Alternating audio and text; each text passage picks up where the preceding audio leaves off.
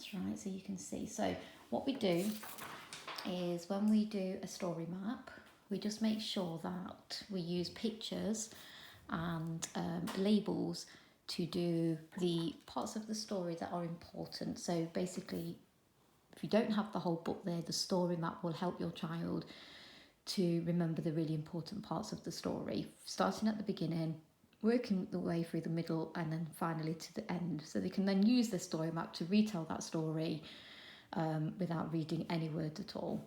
So we're going to start off at the beginning now. Anybody that knows me really well will know that drawing is not my strong point. The children often laugh at some of my drawings, so I am going to try my hardest, but please don't laugh. So at the beginning, the two important things to remember are our characters, and we have, let me just check that you can see that from there. Might just need to be a bit further back, that might be better. So we have our two characters who are our two penguins.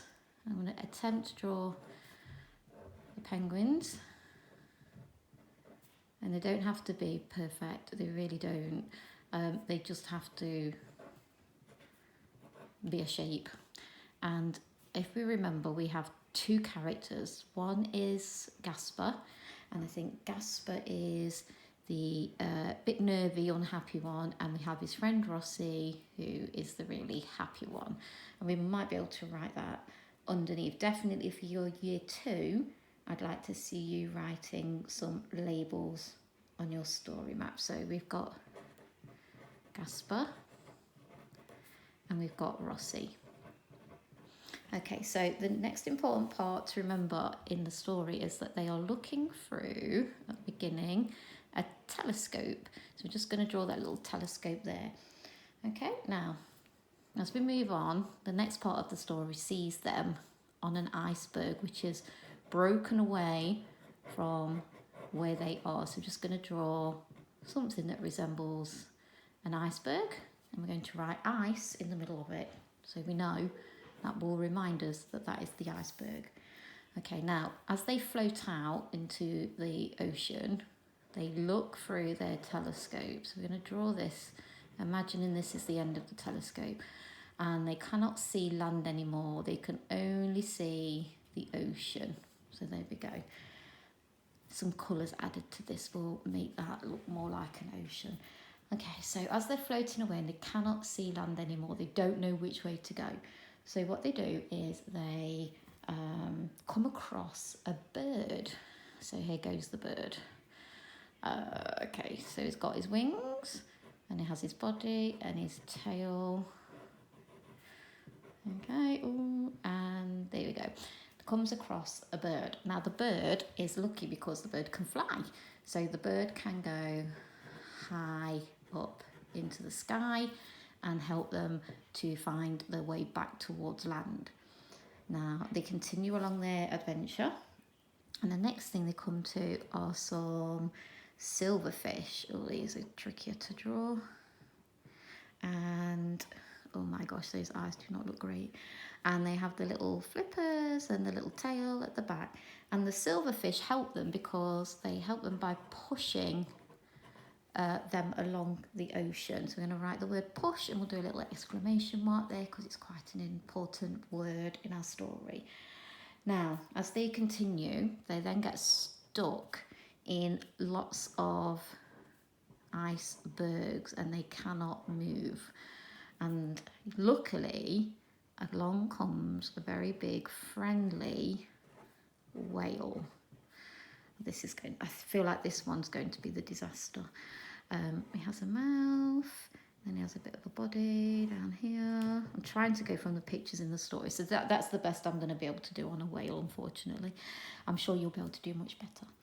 And the whale uses his great big tail to flip. He flips the tail and he smashes up the ice. There we go. Okay, so next time they look through the telescope, can you see that? Next time they look through the telescope, this time they managed to see land. Okay, so let's write that down here, land. They can see land this time, so they know they're heading in the right direction. Oh, so they feel much happier. And it's a good day now because the sun is shining. But what does that mean?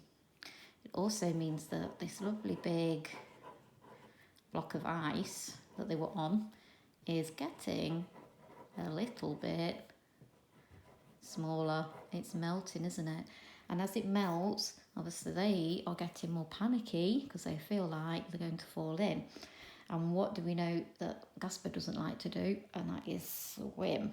So I'm going to write this word here before I draw the pictures. Teamwork. Because can you remember in the story what now happens? So we have the... Oh, that's a terrible whale. We have the whale come across again. And we have the silverfish. It looks like a devil. The silverfish. And we have the bird.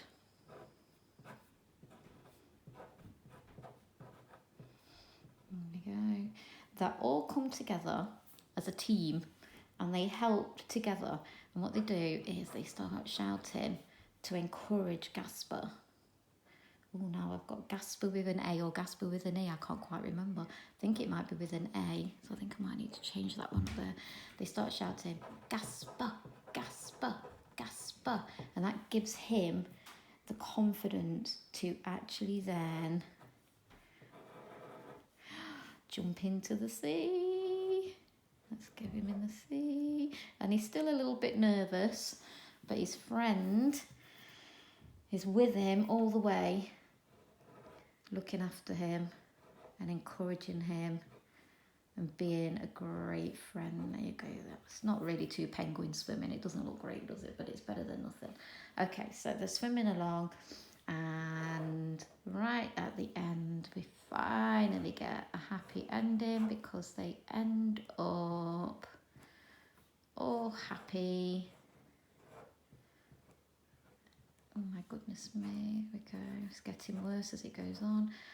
They end up back with their family.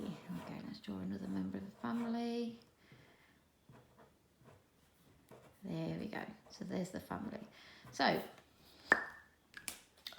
there is my story map of the, I'll put it this way, I'm going to take a screenshot of it and I will post that separately so you can use this. There's my story map of the runaway iceberg. So you can see that, you know, it wasn't easy to draw some of those pictures, and it really doesn't matter if your whale doesn't look like a whale, so long as you know it's a whale. And you can tell the story from the beginning to the end and not forgetting the really important parts in the middle. So that's what I'm going to ask you to do today. And that's really important that you do this today because tomorrow we're going to be using the story map to do the next part of our story and the next activity and task that I'm going to ask you to do. So good luck with that, and we'll post that as well for you. And if you would like, and I definitely would like, it would be great if you could take some photographs of your story map and send them in to me, and I can share them with the children in the class. And guys, one last thing, remember how many sleeps to go. We're going to be back at school soon all together. We cannot wait. We're so excited to see you all. So happy home learning for the last week, hopefully forever. And that's it for today. Bye.